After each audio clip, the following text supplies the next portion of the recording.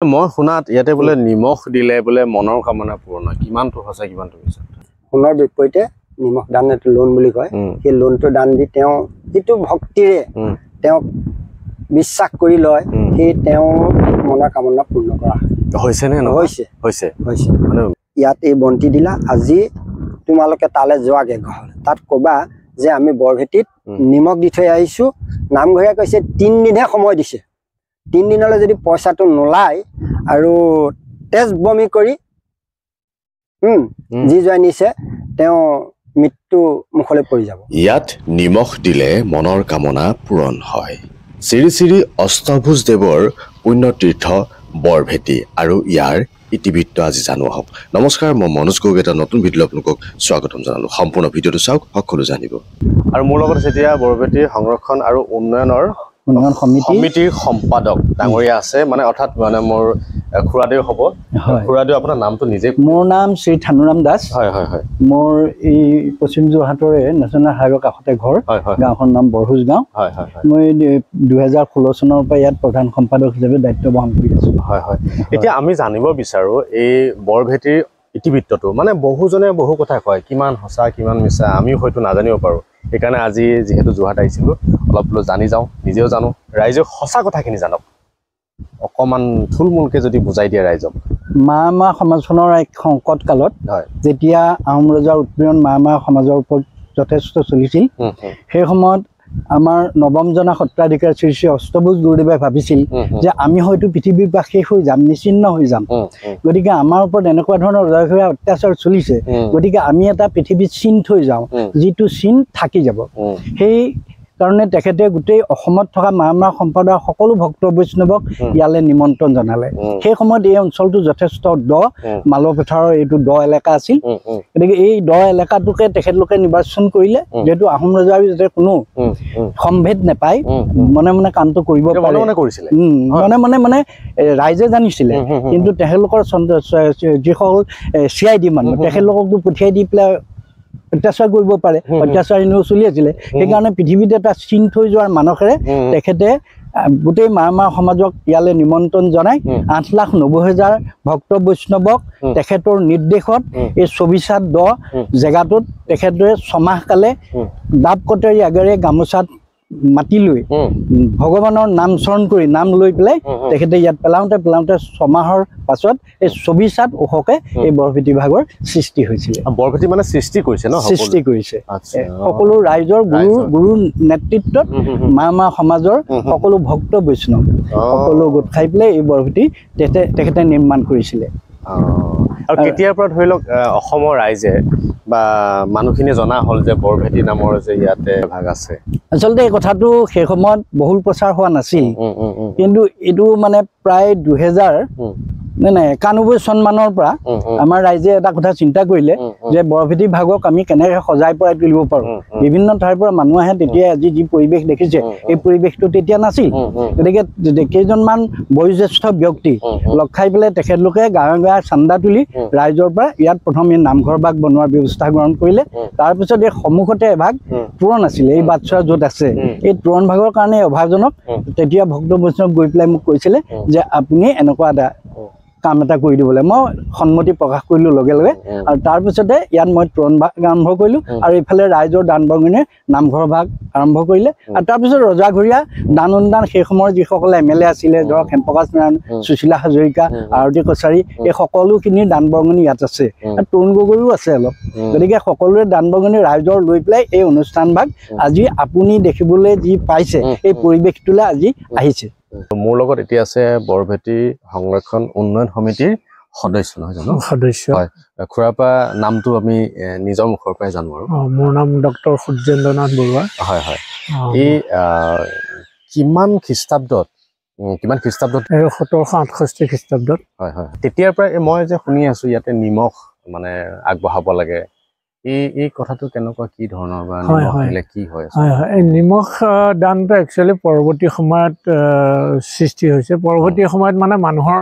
বিশ্বাসটো হৈ গৈছে এইটো আৰম্ভণিতে প্ৰচলিত নাছিলে যেতিয়া আমি সৰু আছিলো সৰু কালত আমি বৰভেটিলৈ আহিছো বৰভেটি নিৰ্মাণৰ পিছৰ পৰা আমি বৰভেটিলৈ আহি আছো বৰভেটি এতিয়া যিটো পৰিৱেশ সেইটো পৰিৱেশ নাছিলে বৰভেটি মাত্ৰ দেখিছে আপোনালোকৰ সন্মুখত এই গছ-গছনি এই গছ-গছনিৰ ওপৰতে আছিলে বৰভেটি এতিয়া বহুত চাপৰ হৈ গ'ল বৰভেটি 60 হাত ওখ আছিলে 24 হাত 10 ফুটি 60 হাত ওখ কৰিছিলে 60 হাত ওখ কৰি সেই বৰভেটিৰ ওপৰতহে আমাৰ হেৰি অনুষ্ঠানবোৰ হৈছিলে অনুষ্ঠান মানে আমাৰ প্ৰত্যেক বছৰ নলগোৱা উৎসৱ হয় আমাৰ নৱেম্বৰ মাহৰ 23-24 তেনেকুৱাত আৰু আঘোণ মাহৰ আৰম্ভণিতে মানে প্ৰথম যিটো দেওবাৰ আহে সেই দেওবাৰটোত হয় 7-8 তেনেকুৱাত পৰে 6 কি পূজা কৰিছিলে এইটো পূজা নহয় এইটো নলগোৱা উৎসৱ বুলি কয় নলগোৱা উৎসৱ আমাৰ এই পথাৰৰ ধান কাটি যেতিয়া ধানখিনি পকে ধানখিনি প্ৰথম যিটো কাটি আনি ঘৰলৈ যিটো আগ বুলি কয় সেইটো আগটো আনি যেতিয়া ঘৰত সোমাইহি তাৰে ধানৰ চাউল উলিয়াই পিঠাগুৰি কৰে পিঠাগুৰি কৰি সেই নটো লগায় কিন্তু ন আকৌ খোৱা নহয় মানে ভাত খোৱা নহয় মাত্ৰ সেই চাউলৰ পিঠাটোহে চাউলৰ পিঠাটো উলিয়াই কি কয় গুড় গাখীৰ সানি যেনেকে মিঠৈ নিচিনা হয় সেই মিঠৈটোহে ইয়াত লগাবলৈ হয় আৰু সেই নলগোৱা সেই চাউলখিনি বা পিঠাখিনিৰ লগতে ঘৰত যি নৈবেদ্য প্ৰসাদ মানে যি আছে ঘৰৰ বাৰীটাও নতুন নতুন যি মানে ফল মূল সেইখিনিও ইয়াত লগাবলৈ ৰাইজে লৈ আহে আৰু সেই সময়ত ইয়াত আমাৰ প্ৰায় লাখ ভকত ইয়াত 2 লাখ 3 লাখ ভকতে সেইদিনা যিদিনা মেইন আমাৰ উৎসৱ দুদিনীয়াকে হয় সেই দুদিনীয়াৰ যিদিনা আমাৰ ফাইনেল ডে সেইদিনা 2-3 লাখ ভক্ত ইয়াৰ সমাগম হয় সেই ভক্তসকলে প্ৰত্যেকেই যিসকল আমাৰ লোকেল সেইসকলেতো গায়ন বায়ন লৈ আহেই গায়ন বায়ন আপোনালোকে মায়া সকলৰ গায়ন বায়ন দেখিছে নাই আমাৰ মৃদংগ আৰু মৃদংগ তাল সেই গায়ন বায়ন হয় সেই গায়ন বায়ন লৈ ইয়াত খেল ভাগে মানে জুম হৈ এই বৰভেটি চাৰু কাষে বহে খেল আছে খেল বহুত খেল আছে খেল এতিয়া আমি ক'ব নাই প্ৰায় 40 মানে ইয়াত যিমান এৰিয়া আছে আৰু এই গোটেই এৰিয়াটোতে হেৰি হয় এতিয়া প্ৰথম অৱস্থাত আমাৰ তাত হৈছিলে তাত আমি যেতিয়া নলগোৱা উৎসৱ আৰম্ভ হোৱা সময় আগে চাফা কৰি লয় এই গছ-গছনিবোৰ বা ইয়াত ঘাঁহ বন যিবোৰ থাকে সেইবোৰ কাটি লৈ এসপ্তাহৰ আগৰ পৰা চাফ চিকুণ এতিয়াও তেনেকে হয় নে এতিয়া তাত নহয় এতিয়া প্ৰত্যেক বছৰ হৈ থাকে কিন্তু তাত নহয় এতিয়া এই চাৰাউণ্ডিঙত এইটো এতিয়া সংৰক্ষণ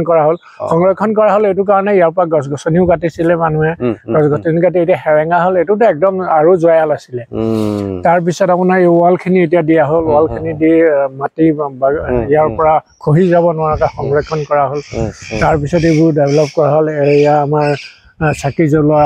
হেৰি বনোৱা হ'ল এই ঢাপকেইটা তাৰপিছত এনেকে কৰি এতিয়া ৰাইজ বাহিৰে বহে এতিয়া আমাৰ তিনচুকীয়াৰ পৰা ৰাইজ আহে ডিব্ৰুগড়ৰ পৰা আহে শিৱসাগৰৰ পৰা আহে মানে আমাৰ মায়ামাৰ যিমান মানুহ আছে সকলোৱে গায়ন বায়ন লৈ আহি ইয়াত নলগাবলৈ আহে নলগোৱা উৎসৱৰ উপৰিও ইয়াত কি আপোনালোকে নলগোৱা উৎসৱৰ উপৰিও আমি ভাদ মাহত বিশেষকৈ ভাদ মাহত যিহেতু 2জনা মহাপুৰুষৰ জন্ম হৈছিলে আৰু সেই 2জনা মহাপুৰুষৰ জন্মদিন উৎসৱকেইটা তাৰপিছতে আকৌ এইটো শ্ৰীকৃষ্ণ জন্মাষ্টমীটো আছে তাৰোপৰি এই এনেকুৱা 5টা বিশেষ দিনত আমি গায়ন বায়নেৰে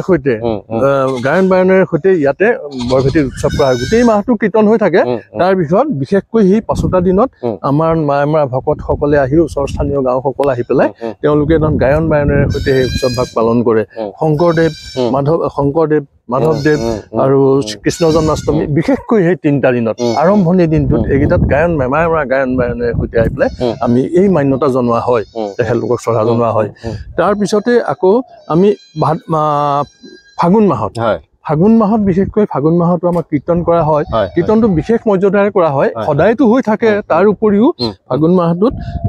এটা বিশেষ হেৰিয়াত আমি অন্যান্য মায়ামাৰ যিমানবিলাক ইয়াত আছে ফাগুন মাহত ডাঙৰ মাহ বুলিয়ে হওক বা কিবা বুলিয়ে হওক এই কথাটো ইমান ক্লিয়াৰ নহ'লেও কিন্তু ফাগুন মাহত আমাৰ কীৰ্তন কৰা হয়েই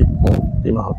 কেতিয়াবা গোটেই 30 দিনেই কৰা হয় নহ'লেও বিশেষকৈ কেতিয়াবা দিনে ৰাতিয়ে কৰা হয় হয়তো লাষ্টত এসপ্তাহ কৰা হয় ফাগুন মাহটোত সেইটো জনোৱা হয় যদি দূৰ দূৰণিৰ পৰা দৰ্শনাৰ্থী আহে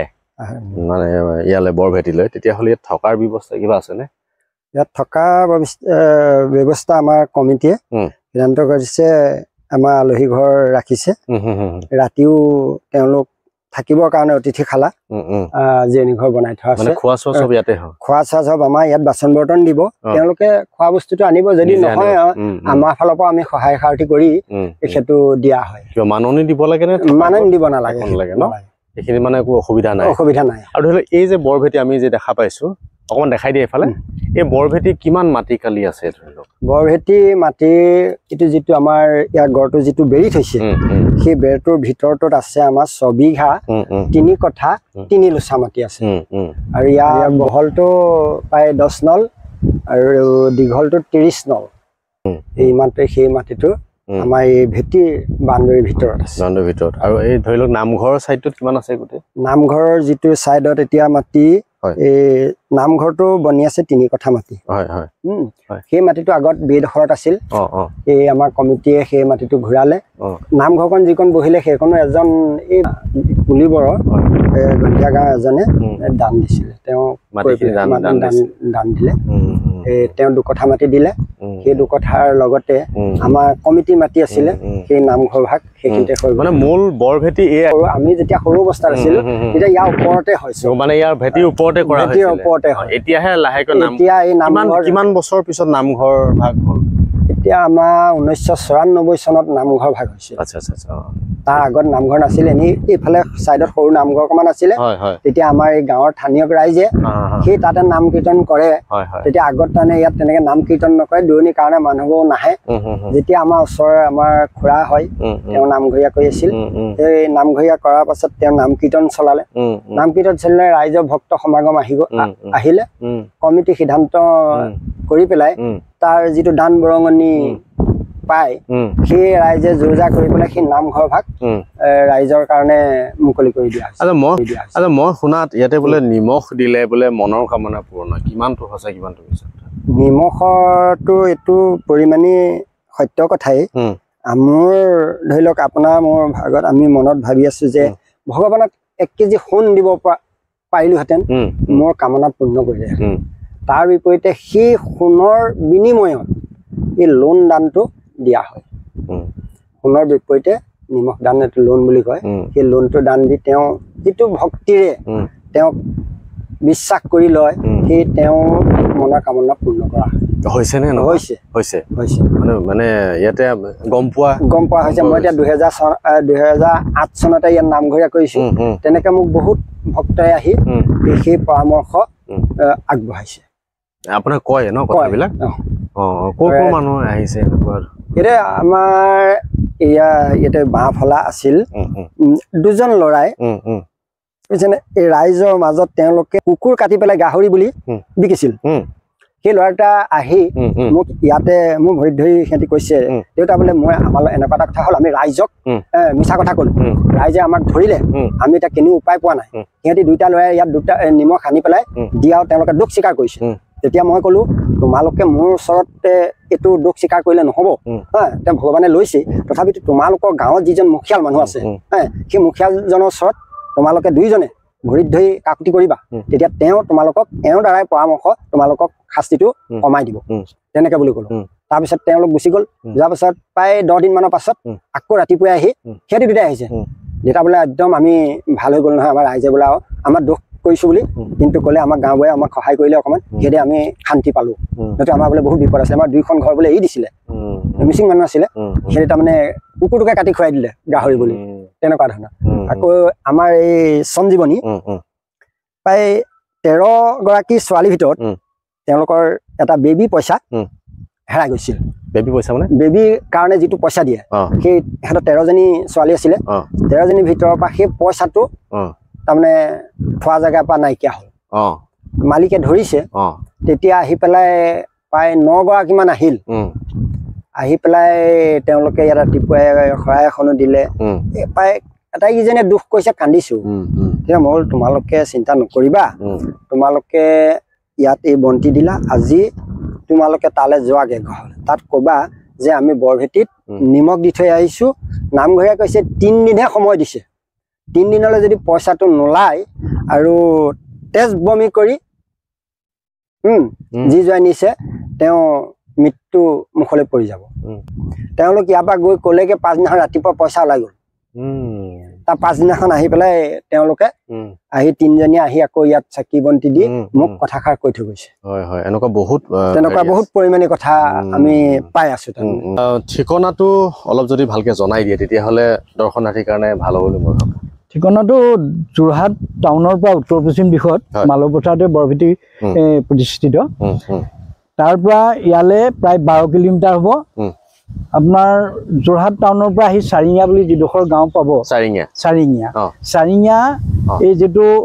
সৰু চৰাই চেঙেলীয়াটি ৰাস্তা বুলি কয়, ৰাস্তাটোত ধুনীয়া ৰাস্তা, এই ৰাস্তাটোৱেদি প্ৰায় 4 কিলোমিটাৰ সোমাই অহাৰ পাছতে বৰভেটি পাব।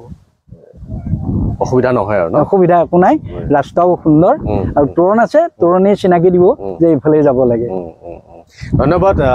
ইমানখিনি সময় আমাক দিলে আৰু বহু নজনা কথা ময়ো জানিলোঁ, ৰাইজেও গম পালে। আশা কৰোঁ আপোনালোক আহিব আৰু বৰভেটিৰ যি আশীষ নহয় জানো বাৰু, আশীষ নিজে ল'ব পাৰিব। আৰু বহু আচলতে ঠাই আছে আমি হয়তো নাজানো, সেইকাৰণে আমি কেতিয়াবা ইফালে সিফালে গ'লে এনেকুৱা আমাৰ নজনা কথাবিলাক, নজনা ঠাইবিলাক আমি জানিব চেষ্টা কৰোঁ বা ৰাইজৰ আগলৈ নিব চেষ্টা কৰোঁ। আৰু এয়া আছিল আজি ভিডিঅ'টো। কেনেকুৱা পালে কমেণ্টত জনাব নাপাহৰিব। যিমান পাৰে ভিডিঅ'টো শ্বেয়াৰ কৰিব নহয় জানো বাৰু। যদি MGB ইউটিউব চেনেলত চাইছে তেতিয়া চেনেলটো চাব, ছাবস্ক্ৰাইব কৰিব। যদি মনোজ গগৈ পেজত চাইছে পেজটি ফ'ল' কৰিব। কোৱাটো বহুত বহুত ধন্যবাদ। কৃষ্ণ ভগৱানে কুশলে ৰাখক। হয় হয়, সকলোকে কুশলে ৰাখক। ধন্যবাদ।